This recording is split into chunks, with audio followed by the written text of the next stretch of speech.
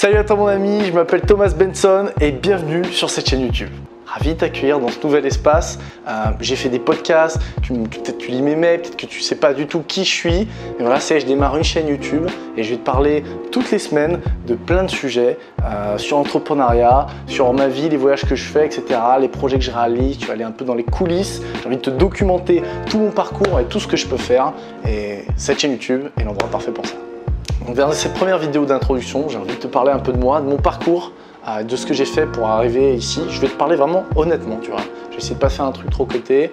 Je vais essayer de te raconter un peu le parcours, les erreurs, les choses qui me sont arrivées pour que tu aies une vision un peu claire de ce que mon parcours entrepreneurial, de mec a démarré quand j'avais 16 ans à aujourd'hui, j'ai 20 ans, je suis à Bangkok, j'ai une équipe de 15 personnes, j'ai fait plusieurs centaines de milliers d'euros de bénéfices avec mes différentes sociétés et je suis là pour t'en parler. Donc mon histoire démarre il y a 4 ans, j'avais 16 ans, j'étais tout jeune, j'étais au lycée, première S, je partais en vacances, je me souviens, dans les Pyrénées, c'est là où il y a ma famille, et je tombe sur des vidéos YouTube, sur probablement comme toi, d'entrepreneurs, tu vois, donc un mec à qui je fais le crédit, qui s'appelle Matteo Pinceau, qui n'est pas du tout connu, mais c'est le premier youtubeur sur lequel je tombe, qui me parle d'entrepreneuriat.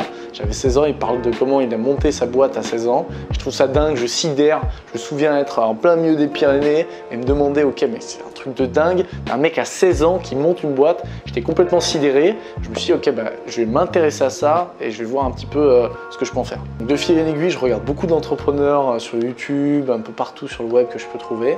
Et vraiment, j'en viens à une conclusion, c'est que je suis fan de ça. Ça me drogue, j'ai jamais eu trop de passion dans ma vie, tu vois, j'ai fait du sport, j'ai fait de la musique, etc. Ça m'a jamais passionné comme l'entrepreneuriat. Et je tombe amoureux de ce truc, je tombe amoureux de ce domaine, j'ai trop envie d'en faire. À partir de ce moment-là, je regarde beaucoup de youtubeurs que tu connais probablement. Et je me souviens être dans la chambre chez mes grands-parents et me regarder dans le miroir, tu vois. Et puis je m'imitais en train de faire des conférences comme ça, tu vois, en train de parler business, etc. Et en fait, c'est direct flashé avec cette idée de je vais monter une boîte, elle va cartonner, je vais faire des cons. Je sais pas pourquoi ce truc de faire des cons, ça m'anime, j'adore les gens. Et c'est un peu comme ça que tout commence. Donc à partir de ce moment-là, pendant 11 mois, je fais que bosser. C'est-à-dire que j'ai 16 ans, j'ai pas d'argent. Je tourne la poule, je fais des petits jobs pour essayer de gagner un peu d'argent et l'investir en publicité, faire des choses. Parce qu'à l'époque, je m'intéresse à l'e-commerce. Je m'intéresse à l'e-commerce, je m'intéresse au freelancing, je m'intéresse à plein de choses comme ça et j'essaye vraiment pendant 11 mois de trouver un truc qui peut me faire fonctionner. Je suis au lycée, je travaille toute la journée, je suis en S. Le soir, je bosse jusqu'à hyper tard sur ma boîte et le week-end pareil. Et je fais que ça le week-end littéralement et voilà, ça prend pas. Alors vraiment, il n'y a rien qui marche. Alors, pendant 11 mois, voilà, pendant 11 mois, il n'y a rien qui marche. C'est-à-dire que tout le monde me dit, machin, pourquoi tu fais ça, nanana, il n'y a rien qui marche. Freelancing, ça marche pas. L'e-commerce, je lance plusieurs boutiques, je passe un mois à en faire une, elle marche pas. Derrière, j'en refais des plus petites, ça marche pas. J'essaie de faire la prestation, ça marche pas. Il n'y a rien qui marche. Donc je bosse comme un fou pendant tout le lycée. Pas grand chose qui prend, ouais, en total je vais peut-être faire 2000 € et pas rentable, de chiffre d'affaires par ici, un peu de ça. Je me souviens vendre des prestations à 165 € pour faire de la publicité sur Facebook, pour te dire à quel point on en est. Et donc résultat des courses, je pars à l'université, je devais aller en prépa de base.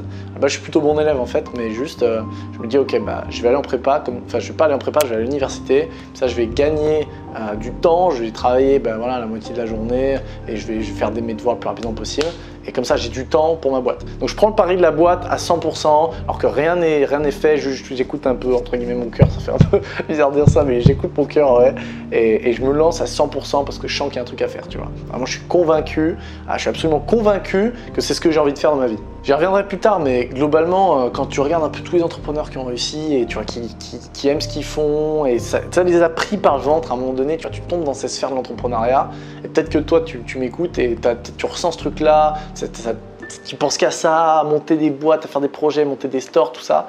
Et moi, c'était exactement ce truc-là, et ça m'a jamais lâché, pour être honnête. Donc bref, j'arrive à l'université, je monte une agence de marketing digital, peut-être qu'ils me connaissent par rapport à ce projet-là, je me focalise sur les conseils en gestion de patrimoine. Si vous ne connaissez pas, c'est une niche relative à l'immobilier, quoi. Et j'en fais de la prestation de service, ça marche pour moi, je développe mon agence, puis au final je me rends compte que ça ne me plaît pas et que ça me prend beaucoup de temps. Si j'ai envie d'aller plus loin, j'ai atteint un premier seuil, je fais entre 10 000 et 15 000 € par mois de chiffre d'affaires. quand même, hein, mais par contre c'est chronophage, je fais que ça. Je monte sur Paris pour faire des tournages avec des boîtes corporate, des franchises qui ont tout plein d'agences d'immobilier dans le pays, et c'est hyper corpo, c'est hyper chiant, on se comprend pas, etc.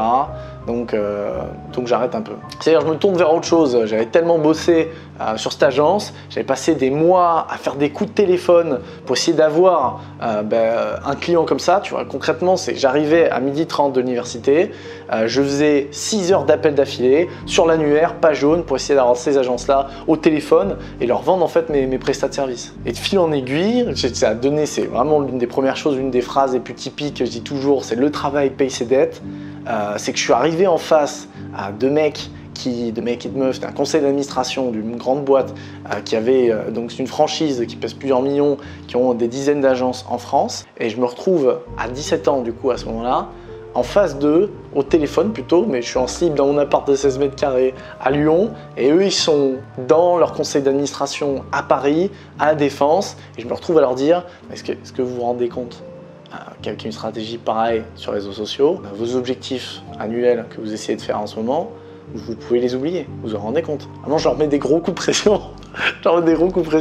C'est absolument ridicule, mais ça marche. Ça marche pour moi, je suis hyper content, j'arrive enfin à faire fonctionner, je prends 1, 2, 3 clients, je prends des gens avec moi pour faire des tournages, etc. Je monte à Paris, faire des tournages de publicité, tout ça pour ces agences-là. Mais juste, je déteste ça. Enfin, je sais pas, je déteste, mais à la fin, j'en peux plus en fait. J'en peux plus de servir des mecs qui en ont rien à foutre, qui me traitent comme un employé. Je me demande pourquoi j'ai fait ça.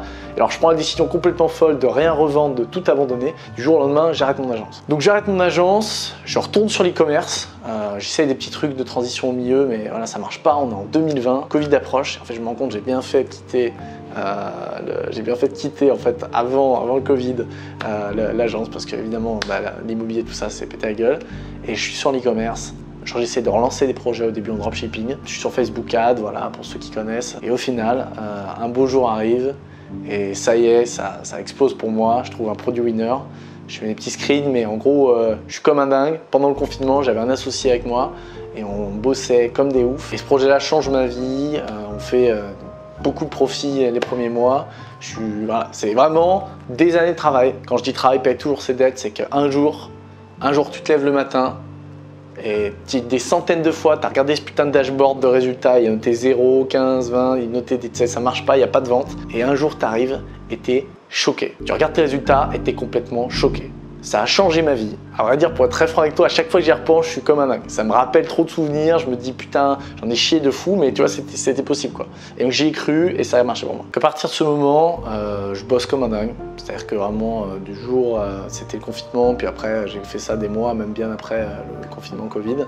Je bosse énormément, je lance beaucoup de produits sur Facebook Ads, en fait, des produits de dropshipping. Je lance beaucoup de produits en dropshipping sur Facebook Ads. Ça prend de temps en temps. Et franchement, à ce moment-là, on fait de l'argent. On fait de l'argent, c'est top. Et c'est pas le moment où je suis le plus heureux, parce que je comprends pas vraiment pourquoi je fais ça. Enfin, je suis encore en France. Là, je vais devoir reprendre les études. Tu sais, c'est un moment un peu compliqué. Je savais pas exactement ce que je voulais faire. J'étais un peu perdu. En fait, à ce moment-là, je me dis, ça fait des années que tu cherches à faire concrètement de l'argent, soyons bruts. Et ça y est, tu as l'argent. Et en fait, tu es toujours au même endroit. Et à ce moment-là, je me suis pété un câble un peu sur l'été. Je suis pas très bien et je me dis ok, fuck it, je quitte tout, je change de boîte, je pars seul faire de l'e-commerce et je pars en voyage avec deux super amis que j'ai rencontrés par le passé qui montaient une agence aussi en parallèle avec moi, et je pars à l'étranger. Je fais mon premier gros voyage à l'étranger en tant qu'entrepreneur. Je pars d'abord en Grèce, puis à Bali pendant 3 mois, donc toute la fin 2020. Et là, je suis absolument sidéré. Ce voyage change ma vie en fait. C'est-à-dire que ce voyage a littéralement changé ma vie. J'étais tellement heureux. J'étais tellement heureux de pouvoir... En fait, c'est comme si tu regardes des vidéos, je sais pas si c'est ton cas ou pas, mais moi j'ai regardé des vidéos pendant des années sur YouTube de digital nomades, de mecs qui partent à l'étranger, de mecs qui montent des boîtes. Et là, quand tu prends l'avion, pour les premières fois que tu es là, tu te filmes dans l'aéroport, que tu te filmes tous ces voyages, tu te dis putain, ça y est, j'y suis. C'est juste magique, je souhaite à tout le monde de vivre ça un jour. d'accomplir son rêve de la sorte. Pour moi, c'était mon rêve et voilà, vraiment, factuellement, je pars en Grèce avec 2 personnes extraordinaires que j'adore, avec lesquelles je garde un très bon contact. C'est des potes énormes aujourd'hui. Ça, c'était mon rêve et j'y suis arrivé. Bon bref, l'histoire se finit pas là. Je pars à Bali, enfin je pars en Grèce 1 mois, puis après à Bali 1 mois et demi. Et au final, c'était un peu trop simple. Je me retrouve, en fait je kiffe ma vie, je monte des boîtes, etc. On fait plein de projets. Mais à un certain moment, je me souviens arriver donc, sur une île autour de Bali qui s'appelle Lembogan, Nusa Lembogan. Et donc on loue l'une des plus belles villas de l'île. C'est magnifique, j'ai vu sur plongeante, tu vois, je te montrerai des photos sur tout l'océan, vue magnifique, je suis comblé. Du moins j'ai tout pour être comblé, je suis là, je suis avec 2 potes énormes que j'adore, je suis avec la belle villa, tu vois, tu vraiment les paysages que tu vois sur Insta, t'es là, t'es en mode waouh, ça y est, j'y suis quoi. Et en fait, truc comble du destin, je m'allonge sur un transat et en fait je me sens un peu vide, tu vois.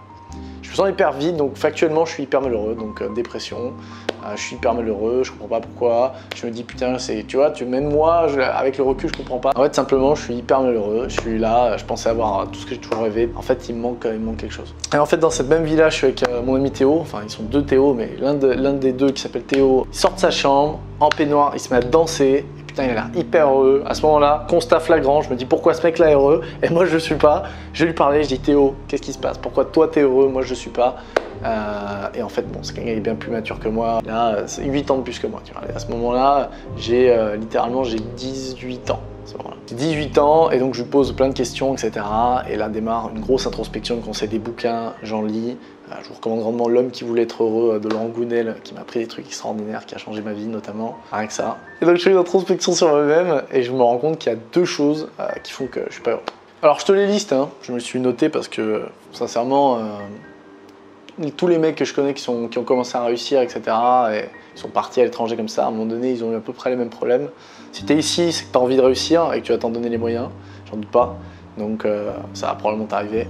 Ouais, donc en fait, je revois un petit peu mes pensées de base, je me reconnecte un peu avec ma vision de l'époque. Je me dis, ok, qu'est-ce que je voulais vivre, qu'est-ce que je voulais accomplir et à quoi voulais-je à l'époque que mon quotidien ressemble. En fait, souvent, c'est lié à ça. Et je me rends compte que je me souviens de mes rêves de conférencier et là, en fait, ça n'a rien à voir. Je me rends compte que j'ai envie de communiquer, j'ai envie de parler à des gens, j'ai envie d'inspirer, d'impacter. Ça me rend hyper heureux. Et en fait, tu vois, la fameuse pyramide de Maslow, moi, il me manque les degrés d'estime, il me manque les degrés d'accomplissement. Et j'ai envie de m'accomplir, tu vois, dans ce projet-là, dans mes projets. Et l'e-commerce est extraordinaire, j'adore ça. Ça m'apporte beaucoup, surtout dans la forme où j'en fais aujourd'hui, on va y revenir après. Mais ce qu'il faut comprendre, c'est qu'à l'époque, j'étais derrière un PC à longueur de journée. Je fais plus exactement ce pourquoi j'ai démarré. J'ai démarré, je rêvais de faire des confs, communiquer. J'ai toujours adoré parler à des gens, faire de la vente, le relationnel. J'adore ça en fait. Et le truc, c'est que ce que je faisais en ce moment, c'est pas forcément corrélé avec ce que j'avais envie de faire. C'était super, j'ai adoré l'e-commerce, j'adore l'e-commerce et maintenant on fait des projets extraordinaires, mais je me rends compte que c'était pas moi exactement ce que j'avais envie de faire. Ça, c'est la première chose et le sens, ça revient beaucoup chez les entrepreneurs qui ont un succès un peu comme ça. La deuxième chose, c'est que tout simplement, je me rendais compte que j'étais en fait un peu loin de la fameuse liberté, l'insouciance que je voulais avoir avec ma boîte. C'est-à-dire qu'en vérité, j'étais stressé. J'étais stressé parce que je faisais du dropshipping, ça marchait super bien des mois ça marchait moins bien. Et en fait, j'étais stressé. J'étais stressé, j'étais pas heureux, je me sentais pas en sécurité. Je reprends ma pyramide de Maslow. Besoin numéro 2, le plus important après avoir à manger et être propre, c'est le besoin de sécurité. Et en fait, je me sentais un peu en insécurité vis-à-vis de ce business qui fait des hauts, des bas. Et j'ai un peu peur de ça. Tu sais, c'est pas du bon stress en mode tu fais un projet, tu as envie que ça fonctionne et tu as la pression parce qu'il y a un lancement, etc. Ça, j'en ai encore, c'est nécessaire. Tu vois. Quand tu fais des nouvelles choses, c'est bien. Mais là, c'était du mauvais stress en mode ce que tu fais, t'as pas confiance. Tu vois bien que c'est la roulette russe, quoi. Je lance des produits et en fait, même si j'en ai eu un qui marche au début et que là, j'en trouve de temps en temps, c'est la roulette russe. J'ai pas de sécurité, j'ai pas l'impression que ce que je fais repose sur un truc stable, etc. Et donc en fait, je suis stressé, je suis pas heureux. Et je me rends compte que là, plein de gens que je connais qui ont eu le même parcours que moi vis-à-vis de l'e-commerce, etc., au final, ils n'étaient pas heureux. Alors, est-ce que l'e-commerce, ça rend pas heureux? C'est pas ça. Mais effectivement, avoir un projet stable dans lequel on croit, dans lequel on a confiance, ça change tout en fait. Et moi, je l'ai bien constaté après, je vais t'expliquer, mais en fait, ça a vraiment changé ma vie. Juste, j'étais pas aligné sur mes valeurs, sur le projet que je voulais faire, et je me sentais pas en sécurité, je me sentais pas bien, au-delà même de ce que j'avais envie de faire avec le business que j'avais en ce moment. J'ai deux choses à faire, mais je peux pas faire. Ouais. Il est presque 17h. Et putain, le call. Ouais. On continue au bureau? On continue au bureau, nickel. Filme la scène, et voilà, on fait un plan de coupe, on décale, on va au bureau et on finit la vidéo là-bas. Super. Let's go. C'est parti.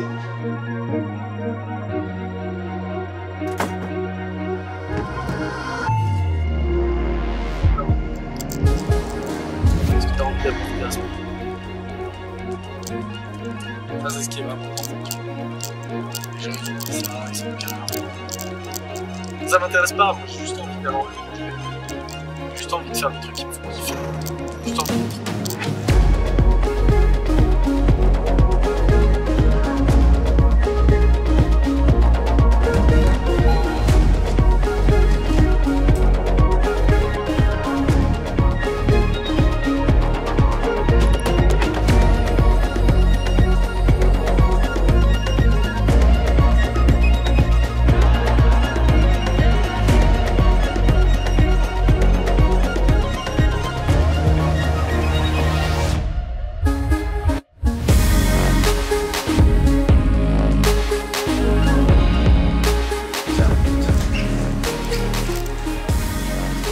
Fini?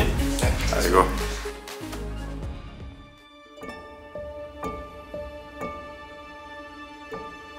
Bon, on est de retour.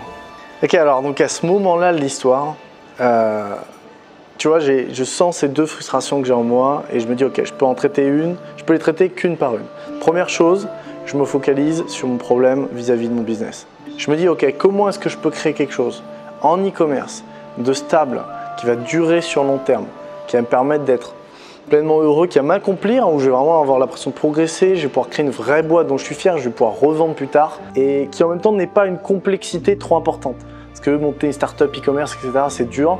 Donc je cherche un modèle entre deux dont on ne parle pas trop, c'est ce que je cherche. Je me dis putain, il doit exister un truc comme ça et je me renseigne beaucoup dans ce sens-là. Donc à ce moment-là, je me dis ok, je vais tester beaucoup de choses et je dépense concrètement plusieurs dizaines de milliers d'euros fin 2020 dans du testing d'idées, c'est-à-dire de façon de vendre des produits, c'est-à-dire de plateformes publicitaires, c'est-à-dire de méthodes marketing.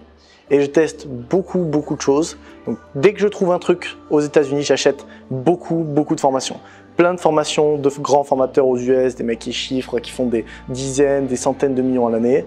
Tous les formateurs également français, bon j'ai regardé un peu ce qu'ils faisaient, mais clairement je sentais le gap aux États-Unis et donc je prends un maximum d'infos que je trouve là-bas et je les réplique, je les teste pour essayer de trouver quelque chose qui fonctionne de leur stratégie sur les marchés européens. Donc il s'ensuit une période de quand même pas mal de mois, quelques mois de fin en fait 2020 jusqu'à début 2021 et j'en arrive à la finalité. Je développe une méthode que j'appelle Winner Marketing. Okay, je trouve le nom sympa, je me dis ok, let's go. On a un rapport évidemment au produit Winner parce que ça part d'un principe qu'on a beaucoup observé aux États-Unis, qui ne vient pas que de moi, loin de là, et que j'ai essayé de répliquer en France et avec succès, qui est de visualiser réellement le produit comme un non-facteur de succès, qui est en fait de se focaliser sur ton marketing au lieu de ton produit. Alors ça fait très classique en fait dit comme ça parce qu'on entend beaucoup ailleurs, enfin je sais pas si tu as déjà entendu ça, mais moi beaucoup, okay, marketing, machin, produit, c'est important le marketing sur ton produit, etc. etc.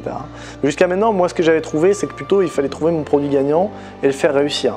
Et en fait, changement de mentalité, je me rends compte qu'avec des choses assez poussées, donc en créant vraiment un vrai système de vente autour de notre produit, donc en faisant quelque chose qui prend du temps à mettre en place, je vais pouvoir créer sur un produit qui est saturé, pardon, j'ai pas expliqué, sur un produit qui est saturé, je sélectionne un produit qui est saturé et je me rends compte que ce produit saturé là, là où les autres n'arrivent plus à le faire fonctionner parce qu'ils font plus de marge, moi grâce à mon système de vente, je vais pouvoir le transformer en produit gagnant. Et là, je vais pouvoir m'assurer du coup un chiffre d'affaires stable, périn sur le long terme, parce qu'il n'y a que moi qui peux vendre ce produit.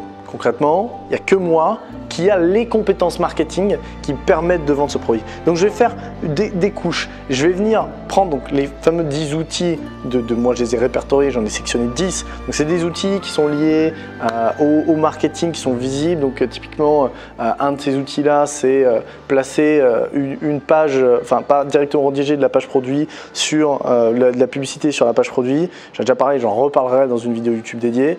Mais voilà, en fait, c'est cette méthode-là qui m'a fait beaucoup changer. C'est prendre 10 outils voilés comme des curseurs et en fait l'application de chacun de ces curseurs sur ton produit en mode ok, ce produit là je vais devoir utiliser cet outil, ce produit là je vais devoir pas utiliser cet outil. En fait, tes compétences alliées à ces outils, tes vraies compétences marketing te permettent de faire fonctionner n'importe quel produit qui est saturé en France et même en Europe en fait. Donc à ce moment là, je sais pas si tu te rends compte à quel point mon cerveau pète un câble parce que toute l'année d'avant et les moments où j'ai essayé de faire de l'e-commerce, tout ce que je voyais, c'était test des produits à la chaîne. C'était il faut 10, 20 produits pour trouver un produit qui fonctionne. Donc c'est la loterie russe en fait. Si on travaille beaucoup, on teste beaucoup de choses, mais on ne sait jamais quand ça paye. Et pour moi, ça m'a rendu dingue. Je t'ai dit ce qui me rendait malheureux, je ne me sentais pas en sécurité vis-à-vis de ça. Et là, il faut se rendre compte, les testings, un bon testing ça coûte 200 €, tu en fais 20, tu en as pour 4 000 € déjà. 20, tu es non garanti d'avoir un produit gagnant, qu'on soit clair. Pour ceux qui testent en ce moment, voilà, vous le savez. Alors que là, d'un coup, d'un seul, certes ça me m'a demandé beaucoup de temps de mettre en place la méthode, ça m'a coûté beaucoup d'argent la développer. J'ai pris à contre-pied un petit peu ce qui se fait en Europe, en France. Je suis allé me renseigner ailleurs, je suis allé synthétiser et modifier l'information que j'ai trouvée pour l'adapter au marché francophone. Mais maintenant, si mon cerveau se brise littéralement, je peux aller voir n'importe quel produit qui est saturé. Donc en gros, tu vas sur AliExpress, pour parler de dropshipping, mais tu vas sur AliExpress, pour n'importe quel produit qui a plus de 3000 commandes, il y en a des milliers. Et je ne sais pas si tu te rends compte, il y en a des milliers.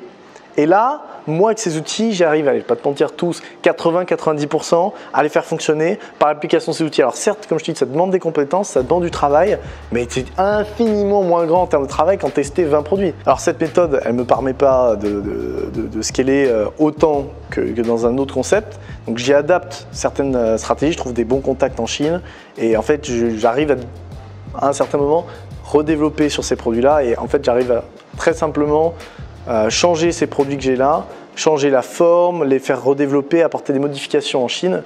Et tout ça, ça me permet de les transformer vraiment en marque pérenne, me différencier à 100% du marché. Et là, j'ai une capacité de scaling supérieure. Et là où jusqu'à maintenant, je faisais toujours sur une même plateforme publicitaire, une plateforme publicitaire qui n'est ni Facebook, ni Google Ads, sur laquelle j'ai aucun problème de bannissement, sur laquelle j'ai des coûts publicitaires divisés par 5 fois moins cher que ce que l'on peut retrouver sur Facebook, Google, etc. Des CPM à 1, 2 € pour ceux qui veulent des choses techniques en France. En vrai, la combinaison de tout ça, elle marchait bien. Ça m'a permis de scaler à plusieurs dizaines de milliers d'euros par mois de chiffre d'affaires. Et là, quand j'ai voulu passer les étapes d'après, j'ai pu ensuite faire, comme je dis, l'évolution du produit, plus combiner ça avec des nouvelles régies publicitaires et faire vraiment une vraie marque qui a un potentiel de revente plus tard. Donc j'ai tout gagné, j'ai la stabilité, je peux relancer autant de nouvelles boutiques que je veux et si j'ai envie de les faire monter en marque et monter des gros projets qui vont valoir l'argent, qui vont m'épanouir, sur lesquels je peux me développer, je peux aussi. Donc à ce moment-là dans mon cerveau, je me dis ok, comment est-ce que je peux pousser le système plus loin? À ce moment-là, on n'est pas beaucoup dans l'équipe, hein. Je suis avec 2-3 prestataires qui m'aident à côté, mais crâne bien gros, je me dis comment est-ce que je peux aller plus loin? Et je me dis, j'ai un océan de possibilités. J'ai des milliers de produits à portée de main que je peux utiliser avec mes méthodes, je les fais fonctionner et derrière j'enchaîne. Le souci c'est que pour faire ça, j'ai littéralement besoin de centaines d'employés. C'est-à-dire que vraiment, tu t'en doutes, il y a beaucoup de boulot et tout seul ça va être compliqué. Et je me dis, j'ai pas envie de gérer des centaines d'employés non plus. Alors je réfléchis pas mal, je me dis ok, quelles sont les solutions, les possibilités que je peux faire.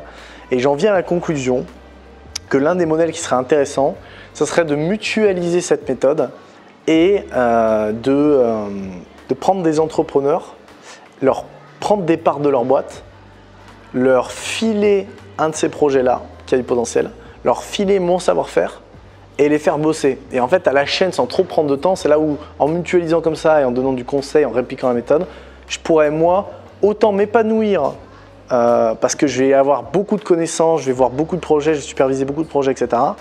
Mais aussi, évidemment, je vais pouvoir financièrement être plus rentable. Donc je pars avec cette idée, j'essaie de recruter, j'essaie de faire des entretiens, tout ça, mais j'ai pas de profil intéressant qui ait en fait nos méthodes. C'est-à-dire que le souci à ce moment-là, c'est qu'il n'y a pas grand monde qui fait ça en France. Je voulais me focaliser d'abord avec des Français avant d'aller plus loin. Il n'y a pas grand monde qui fait ça. Donc j'ai décidé de faire quelque chose. Et c'est de créer mon programme d'accompagnement Stratégie-Escape. Programme d'accompagnement sur lequel aujourd'hui on a plus de 200 élèves. C'est un programme d'accompagnement et du coaching quotidien sur lequel vraiment on va apporter nos méthodes, on va les apprendre, on va suivre les élèves. L'idée c'est, la promesse elle est très simple, c'est si on a un élève qui se bat pour obtenir ses résultats, à ce moment-là il va réussir. Ça, c'est ce que je me suis toujours promis et je ferai tout pour que ça arrive. Et ça arrivera. Il n'y aura aucun mec qui se plaindra de tout déchirer et de ne pas réussir. Par contre, je ne vais pas te mentir, il y a des gens qui échouent. Parce qu'en fait, c'est un tri. C'est ça le principe et c'est pour ça que c'est intéressant. C'est qu'il y a des gens qui ne bossent pas. Il y a des gens qui abandonnent. Et en fait, ça fait le tri. Ça me permet à moi de voir, OK, les meilleurs élèves, je vais pouvoir m'associer avec eux. Et en fait, c'est une ferme pour cette logique-là que j'avais de répliquer en fait, moi, ce que je voulais faire avec les élèves. Et donc à ce moment-là, ce qui est trop bien avec ce modèle, c'est que, alors déjà, voilà, ça règle mes problèmes, ça me permet de créer une super team. Comme je te disais au début, on est 15 maintenant dans l'équipe sur mes projets et c'est extraordinaire, c'est un bonheur fou. Là, on est à Bangkok. Moi, j'ai toujours rêvé de ça. Toujours rêvé de ça, et là rien de me dire je suis dans le bureau, le cowork et on est là en train de filer cette petite vidéo avec toi, c'est du pur kiff. Enfin, bref, donc je suis hyper content, mais au-delà de ça, ça me permet de faire d'une pierre deux coups et de faire, je t'ai parlé d'ailleurs de mon envie de communication, de mon envie d'aider, de mon envie de diriger et d'apporter quelque chose et pour régler ce problème d'accomplissement que j'avais. Et je fais d'une pierre deux coups, ça me permet de créer une communauté d'entrepreneurs qui ont les mêmes valeurs que moi. Je veux aider des entrepreneurs qui sont sains, des entrepreneurs qui ont envie de monter quelque chose de stable, des entrepreneurs sérieux. D'accord ? Je trouve que dans le milieu de l'e-commerce, j'ai manqué, moi, d'une communauté avec des gens qui ont un vrai fond, des gens travailleurs, des gens sérieux, intelligents. J'ai manqué de ça, tu vois. Je trouvais qu'il y avait trop de bric-à-brac, etc. Et j'ai envie de créer une communauté un peu de personnes qui ont faim et qui veulent se la donner. Parce qu'en fait, c'est ça l'idée. L'idée, c'est de prendre des gens qui ont envie de prendre leur revanche dans leur vie. C'est-à-dire que moi, je pars d'une théorie. Moi, le premier, il nous est arrivé des trucs qui n'ont pas toujours été plaisants dans notre vie. Il nous est arrivé des choses difficiles. Et ces choses-là, à un moment donné, on a envie de les ressortir et de s'en servir comme énergie pour fonctionner dans un projet. Je ne sais pas ce que ça a pu avoir, je ne sais pas ce qui t'est arrivé dans ta vie pour en arriver là, pour regarder cette vidéo, pour t'intéresser à tout ce milieu, mais je suis persuadé qu'il s'est passé un événement ou quelque chose où tu n'as pas encore conscientisé, mais que tu as des frustrations que tu as envie de mettre au profit d'un projet. J'ai envie d'être la personne qui t'aide à te lancer dans l'e-commerce et à faire fonctionner ce projet. Moi, ça a changé ma vie. Ça m'a apporté tout ce que j'ai dans ma vie. Ça m'a apporté ma confiance, la confiance de mes projets, la confiance en ce qui me fait kiffer dans la vie, ma confiance par rapport aux autres, confiance financière, ça m'a tout donné. Et j'ai envie d'apporter ce truc-là à des gens qui le méritent et des gens qui en ont asséché pour pouvoir se payer le luxe de défoncer tout dans un projet. Parce qu'en fait, c'est ça. Tu as la frustration, tu l'investis dans un projet et cette frustration te fait tenir. Parce que je te mens pas, ce qu'on fait, c'est dur. Putain, pour en arriver là, j'en ai chié, mec. Mec ou fille, hein, c'est ma manière de parler, mais franchement, sincèrement, j'en ai chié, tu vois. Ouais. Donc voilà, pour toutes ces raisons, j'ai décidé de monter un pôle autour des contenus que je peux t'apporter pour documenter mon parcours, pour te montrer au quotidien ce qui se passe derrière, dans les coulisses d'un entrepreneur simple comme toi, tu vois, qui a démarré au même truc. Tu vois, j'ai démarré de rien et quand j'étais tout jeune et maintenant, voilà, si pour toi c'est quelque chose, si pour toi ça te parle, etc., j'ai fait ce parcours-là et je vais aller encore plus loin. Et je vais le faire en documentant tout ce parcours-là, en montrant ce qui se passe. Je vais faire exactement ce que j'aurais aimé avoir quand moi je regardais YouTube au début. Je vais t'apporter exactement ce contenu, contenu sans langue de bois, contenu avec du fond, contenu qui te plaît à regarder, qui va t'apporter. Je vais tout faire pour, je te promets rien, mais je vais tout faire pour, c'est pas simple. Et je vais être franc aussi, moi je vais aussi gagner parce que ça va m'apporter de la visibilité pour mes contenus, pour ce programme d'accompagnement et la boîte, etc. Mais aussi, et surtout, pour mon rêve de conférencier. Cette vidéo, je la fais maintenant, mais dans quelques années, dans quelques mois, qui sait, mais sûrement dans quelques années, Je vais faire ce truc-là beaucoup de mon temps, d'être conférencier, de faire des conférences sur plein de sujets, de parler à des gens. C'est mon rêve, ça l'a toujours été. Et j'ai bon espoir que tout ce qu'on fait là m'aide à l'obtenir. Je vais le dire solennellement et je m'en fais la promesse et ça a toujours été. Un jour, je ferai une putain de conférence TEDx, quelque part dans ce putain de monde, où je raconterai les enseignements ou un enseignement que j'aurai obtenu par tout ce parcours. Et ce jour-là, putain que ce sera beau. Ce jour-là, ça va être émotionnellement énorme et tout ce qu'on va faire là va me permettre de l'obtenir. Et donc c'est pour ça que je te donne autant en fait et que j'ai envie de le faire, parce que je sais que vous allez me le rendre en retour, tu vois. Et donc je vais tout faire pour ça. Donc bref, tu l'as compris. Il y a de grandes choses qui vont se passer sur cette chaîne. Une vidéo par semaine à partir de maintenant sur la chaîne YouTube. Plusieurs réels par jour sur Insta, sur TikTok, sur YouTube, des stories, du contenu. Bref, tous les coulisses. J'ai un canal Telegram, j'ai un podcast, j'ai un Twitter, mais je ne veux pas te faire la pub de tous ces trucs-là pour l'instant. Tu découvriras à la suite. En tout cas, je vais être ton rendez-vous hebdomadaire d'entrepreneur. Le respect que tu vas te donner toutes les semaines en tant qu'entrepreneur. Tu veux devenir un entrepreneur bienveillant, entrepreneur heureux, entrepreneur qui a du fond, qui fait des projets dont il est fier et qui le rend définitivement heureux. J'insiste là-dessus parce que je veux promouvoir l'entrepreneuriat heureux et sain et profitable, évidemment. Et pour ça, je vais te faire cette vidéo toutes les semaines et je veux que tu la vois. Je fais tout putain de merde depuis des mois pour te préparer ce contenu. Et voilà, la moindre des choses, c'est que tu t'abonnes et que tu te fasses ce cadeau-là, de la regarder chaque semaine et d'être au rendez-vous. Bref, c'est Thomas Benson, ravi de t'avoir ici. Merci de ton abonnement et félicitations pour avoir rejoint notre belle aventure. Je te dis à très vite, à la semaine prochaine pour une prochaine vidéo. Ciao!